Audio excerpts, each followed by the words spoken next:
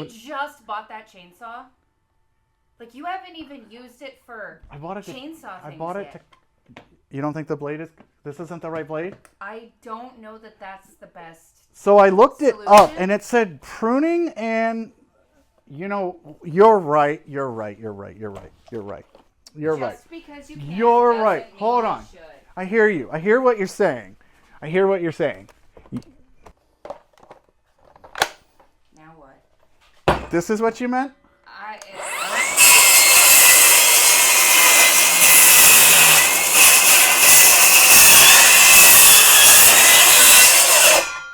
mean, sure. Right?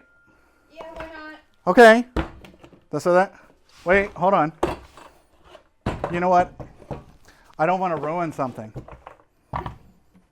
Oh, I cut my tray. I wanted to save that. But hold on.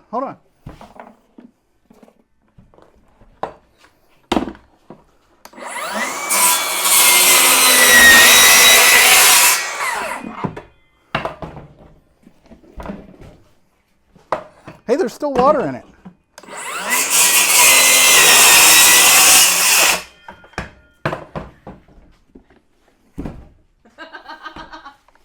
You're a menace.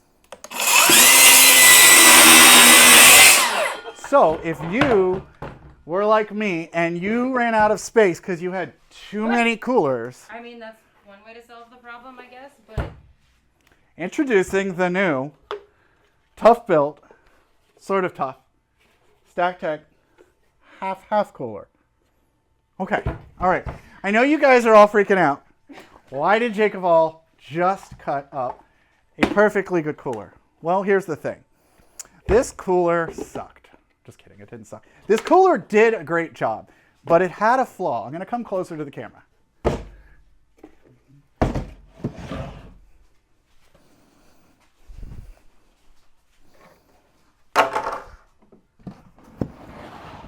Unless, are you still recording? Yeah.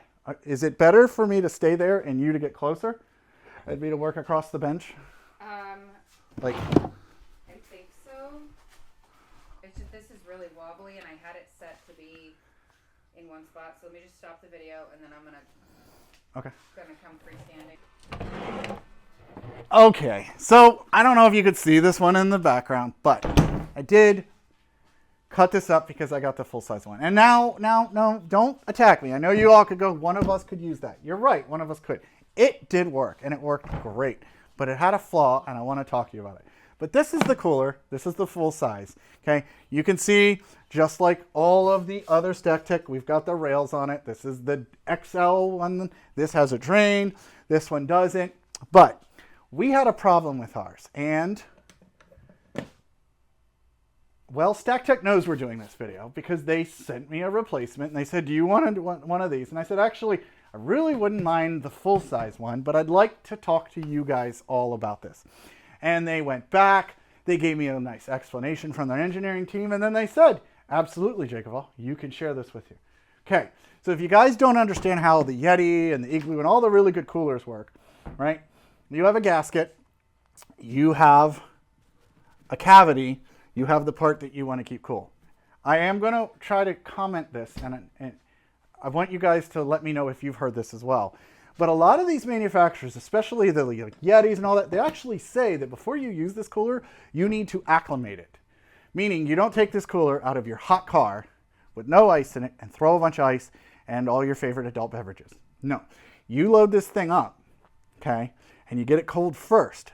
And then if you have enough ice to do that, you dump that ice and you put new ice in, you put your beverages, and this thing's cool. But the way these coolers work is it's sort of an air gap concept, sort of like the Stanleys and all that. If air can't get from here, but in this cutaway, here to here, then the inside stays cold. And we didn't have any problems with that.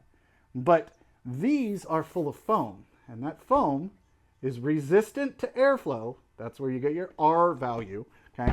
This foam fills this cavity, okay? If you look here, you can see this profile. Now there would be a gasket in there, okay? But if you look, you can see this foam is all the way in here. And what ended up happening is when they built the first batch of these, mine, I don't know if you can see this. I'm going to try to. Mine had a bow in it. My lid, until I latched it down, when I had it as one whole piece, my lid did not seal. Now, I still had really no big performance issues with the ice keeping. But if this thing fell over in my car, it would absolutely leak. Didn't matter, the gasket, all that. What was happening was they found out with their engineers and the facility that manufactured it, that they were trying to get because they were trying to get every bit of foam in here that they could, that it overpressurized this and made it warp. And what's weird is they didn't warp right away. And in fact, a lot of you have made a comment about Milwaukee and these companies. Now, this is all white, but Milwaukee's is white and red.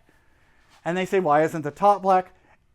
Guys, let's go back to grade school. Okay, what does black do color-wise, right?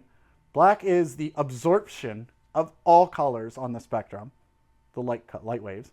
And white is the reflection. We don't want to absorb heat. We want to reflect heat.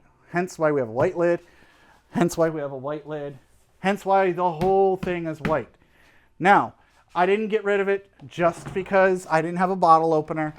But when I reached out to them and they were so willing to really get into the nitty gritty and listen, I thought this would be a perfect opportunity for you guys to hear that these companies are listening to us. Not all of them, but Stacktech is. And as you can see, I just ruined a generally perfectly good cooler.